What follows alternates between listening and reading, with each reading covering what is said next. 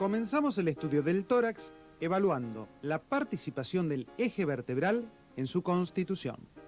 Aislamos para ello una vértebra dorsal. Reparamos su cuerpo y la rotamos.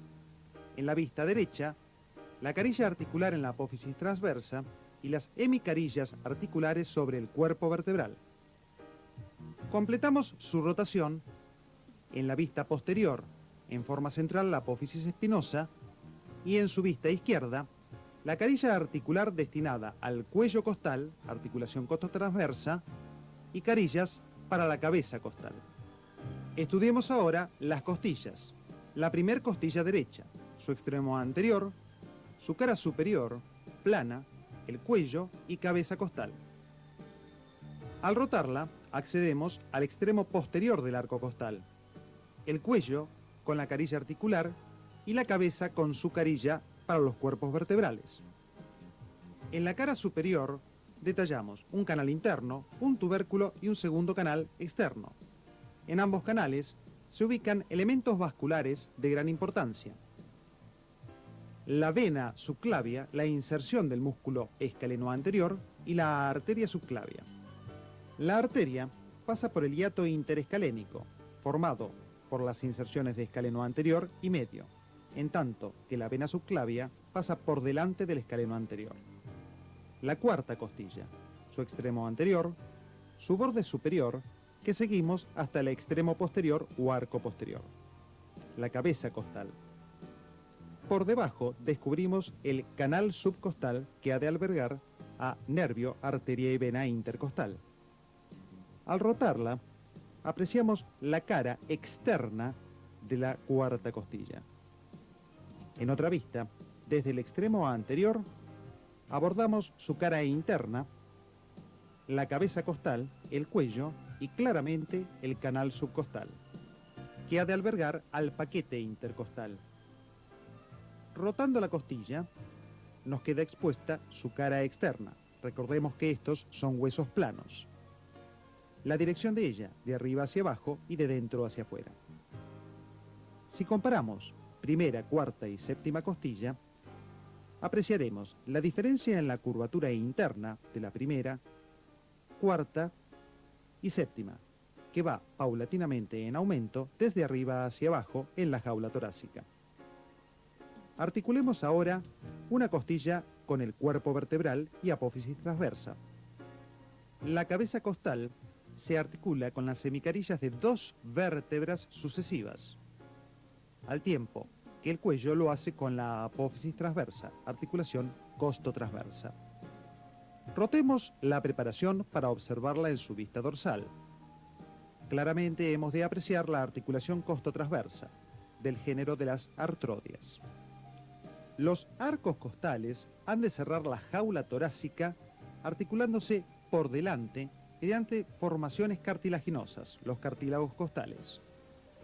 Ubicaremos en principio el esternón, el mango, el cuerpo y apéndices sifoides de este hueso plano.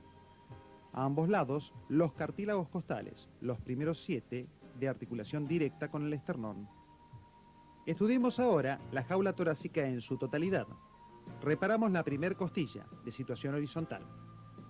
Los primeros 7 arcos costales se denominan verdaderos por su articulación a través de los cartílagos costales con el esternón.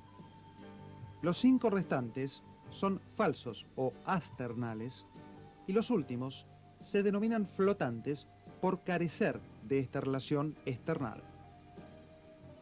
En la línea sagital hemos de situar a la columna vertebral y a ambos lados de ella, en relación con los arcos costales, los canales vértebros costales que han de albergar los bordes pulmonares de ambos pulmones, la situación de los espacios intercostales, oblicuos de arriba abajo, y el eje vertebral. En la vista lateral analizaremos los espacios intercostales, la primer costilla horizontal, y a medida que descendemos con los arcos costales, estos se dirigen de arriba hacia abajo y de atrás hacia adelante, determinando situación oblicua en esa dirección para el espacio intercostal limitado por ambos arcos costales. En la vista posterior, En el plano medio hemos de ubicar a las apófisis espinosas, línea espinosa.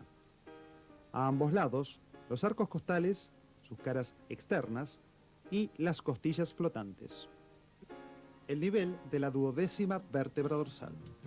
El tórax cierra su base por un músculo, el diafragma.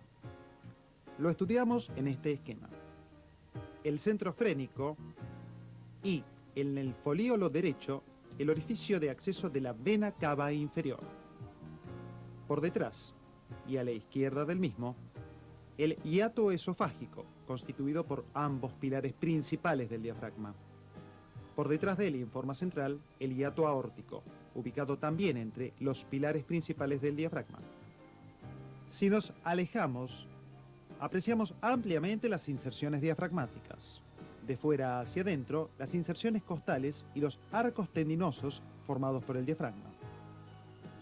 El arco destinado al paso del cuadrado lumbar y por dentro el arco tendinoso para el paso del músculo psoas. Ubiquemos algunos de los elementos nombrados. En la vista anterior, como reparo en el centro frénico, el orificio de la vena cava inferior. El esófago en el hiato esofágico. La aorta en su hiato aórtico. Por fuera, el primer arco tendinoso, el arco tendinoso del cuadrado lumbar y por dentro el arco del psoas en situación paravertebral. Nos acercamos a esta región. El arco del psoas con su inserción vertebral y el pilar principal derecho del diafragma con su inserción en el cuerpo vertebral. Estudiemos el diafragma en su vista superior o endotorácica. El centro frénico con su folíolo anterior, folíolo izquierdo y el folíolo derecho. En él, el orificio de paso de la vena cava inferior. Por detrás y en forma central, el esófago en el hiato esofágico, la aorta y, al ampliar la imagen, descubrimos, junto con la aorta, por detrás y prevertebral, el conducto torácico. La vena lumbar ascendente, a la derecha de la aorta, y los nervios esplácnicos mayor y menor. Para ilustrar el diafragma, hemos diseñado la siguiente maqueta que observaremos desde arriba, al igual que el esquema, y desde atrás. El centro frénico, folíolo izquierdo, lo seguimos hasta el folíolo derecho y en él el orificio de la vena cava inferior. Por detrás, el esófago, el nervio neumogástrico derecho o posterior, las fibras musculares del pilar derecho del diafragma, que junto con el izquierdo constituyen el hiato esofágico, la aorta, el conducto torácico y por fuera del pilar principal los esplácnicos mayor y menor. Por fuera del pilar accesorio, la cadena simpática. La vista anterior la hemos de estudiar en esta preparación fetal. Como reparo, ubicamos la cavidad torácica. El diafragma constituye su base y por debajo el abdomen.